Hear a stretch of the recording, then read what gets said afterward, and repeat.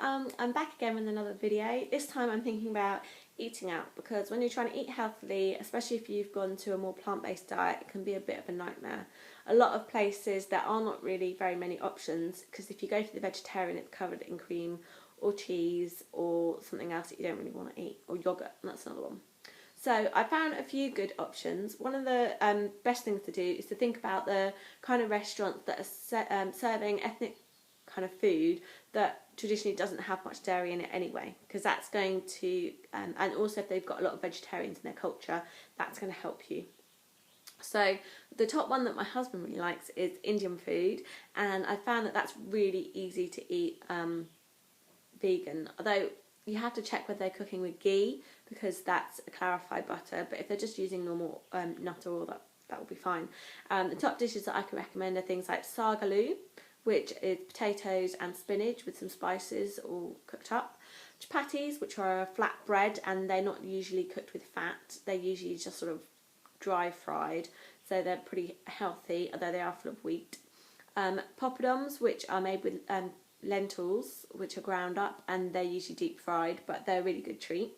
And vegetable samosas, which again are often deep fried, but they're absolutely chock full of vegetables, and there's usually vegetable options of curries as well.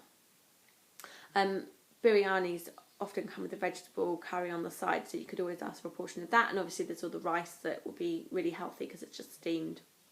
The next thing that I really like to eat is Japanese food, and that's my absolute favourite, and there's absolutely a huge variety of things because the Japanese don't eat massive portions of meat. So you can easily get things like miso soup, which is made from soybeans, vegetable sushi, and they do lots of different wraps and spring wraps. Tempura veg if you're fancying a bit of indulgence. The takeaway near me that does it puts asparagus, carrots, red pepper and all sorts, and they put it in a light batter and deep fry it, and that's really good. And you can obviously eat the chili sauce and things with it.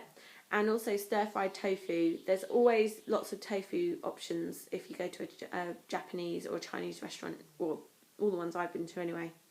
Next, that's really good is a Chinese restaurant. Things like pak choy with garlic, stir-fried, tom yum soup, rice, vegetables or spring rolls, or Americans call them egg rolls. I thought I was going to sneeze then. There we go. Right, so then there's salads. Most places will put together a salad. They usually come with meat or fish or chicken.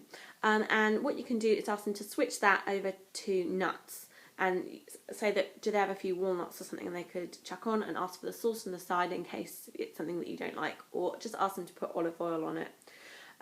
Soups are another good one, but you have to check what they were made with. Jacket potatoes you can get from a lot of places, and they're an absolute bargain usually. And then a couple of chains that I was looking at that I thought would be really good to share. So there's Harvester. They do pasta with tomato sauce, and they've got a salad bar that's free with every main course, so you can really stock up. They've got fruit in the salad bar, they've got bread rolls if you're really hungry, and they've got lots of different vegetables and currants and seeds and stuff like that. So that's a really good one, and obviously they're everywhere. And the other really good one is Subway.